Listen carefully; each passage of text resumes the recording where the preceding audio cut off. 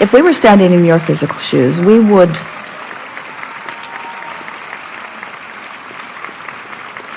decide to be lazy. We're reaching for the perfect word. We would decide to be lazy for a little while. Because in your giving yourself permission to be lazy, you're giving yourself permission to allow your grid to fill in with everything that you've already chosen and put into your vortex. The word lazy has an unpleasant connotation, doesn't it? Because it's humans measuring themselves against other humans based upon a flawed premise. And the flawed premise is, the more you do, the more you're worth. And that is the most flawed of all flawed premises. I'd like to give you the premise that is at the basis of your universe. The better you feel, the more you allow.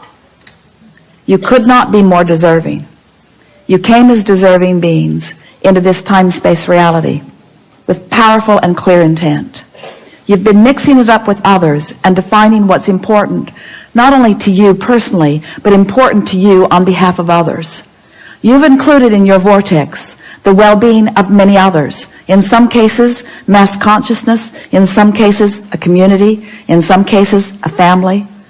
But you've included in your vortex a desire for the well-being of far more than your personal self.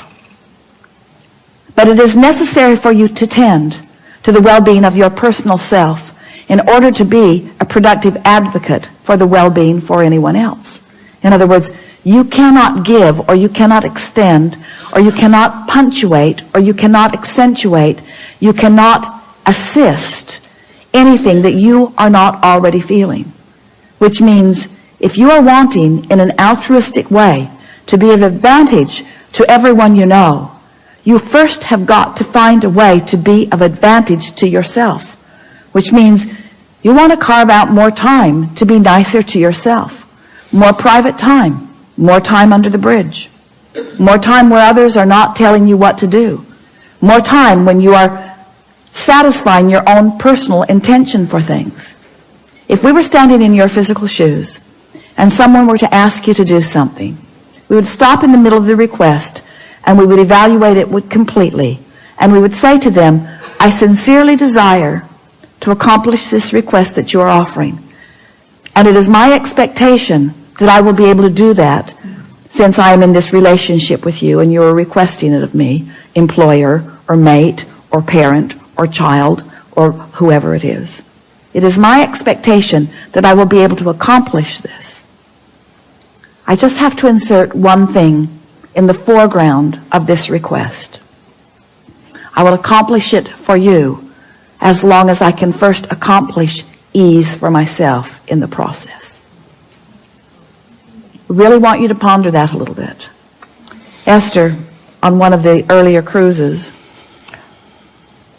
made sure that everyone received an easy button from Staples. Everyone got one. And Esther found a box of them in the attic the other day, and she spread them all around her house. Because she wants to amplify the ease of things, not the hardness.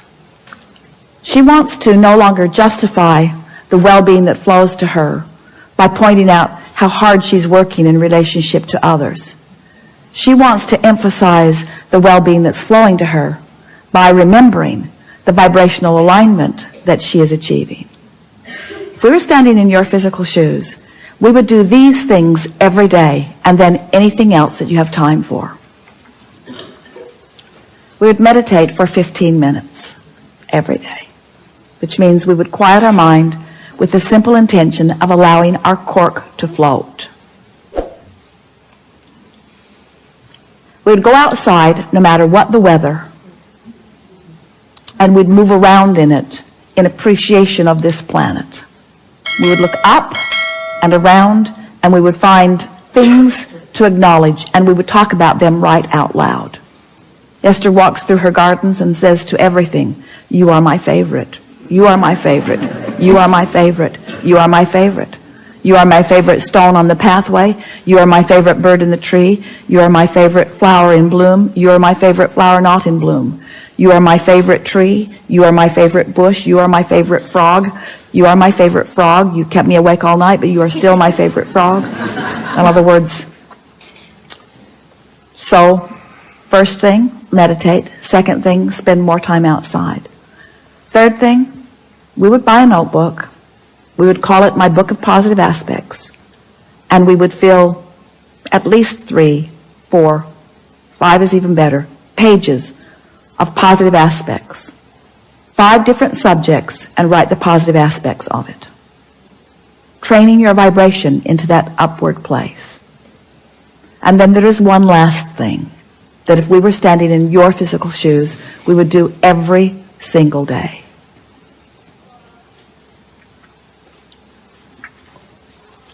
We would look upward and outward. It's best if you do it outside or standing at a window. And we would acknowledge that there are universal forces that are focused right at you. We would acknowledge by calling it by name, if you have a name that you like. And we would say, I acknowledge that I am the object of your positive attention, and I'm appreciating your continual gaze on behalf of my well-being.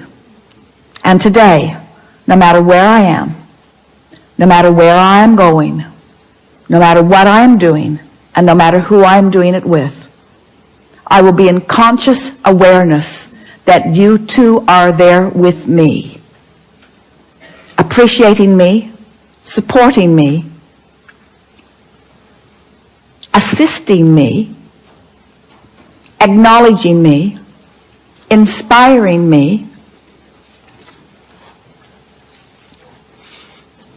guiding me, having fun with me, acknowledging me, supporting me, assisting me, inspiring me, helping me, guiding me, aware of me, loving me, showing me, inspiring me, guiding me, helping me, uplifting me, showing me. Get into an endless loop of that acknowledgement and watch what begins to happen in your life as soon as this day. Your vortex is filled to the brim with specific requests that you have put there and that you are deserving of the realization of. And it's time for those realizations to be flooding into your experience at a rate that will astonish those who surround you. It's time for you to remember what you've put there and to bring it forward active into your today experience. We've been talking to you all day from our appreciation of who you are. But even as we express it from our powerful point of knowing, we know that you don't yet know who you are. You don't, for the most part, understand the important role you play in the expansion of all that is. We stand as the beneficiaries of all of the vortices that you have accomplished, and we revel in them. But it is our powerful desire that you now, here in your physical bodies, allow yourselves to be the recipients of the physical manifestation of those things that you have put there. Because that was the plan. You didn't say, I'll go forth and fill up a vortex full of things that I care about and deny myself of the realization of them. You said, I'll go forth and I'll experience the fullness of that, you see. And so as we visit with you here today, it is our acknowledgement that in these hours that we've been together, because of the willingness of you to listen and play with us, and because of the willingness of those to ask the questions in the way that you have, it's our knowing that your vibration is shifted to a new place. And it is our expectation that your expectation has also shifted to a new place.